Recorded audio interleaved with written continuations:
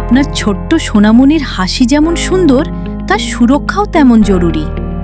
বর্তমানে দেশে ছড়িয়ে পড়ছে হাম, একটি অত্যন্ত ছোঁয়াচে রোগ যা শিশুদের জন্য ঝুঁকিপূর্ণ হতে পারে, কিন্তু একটু সচেতন হলেই এটি প্রতিরোধ করা সম্ভব। হামের ক্ষেত্রে সবচেয়ে জরুরি হলে নিয়মিত টিকাদান।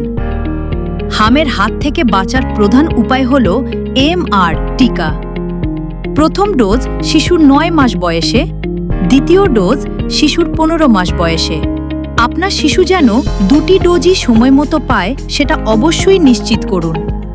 কঠিন এ সময়ে শিশুর রোগ প্রতিরোধ ক্ষমতা বাড়াতে বুকের দুধের পাশাপাশি পুষ্টিকর খাবার নিশ্চিত করুন।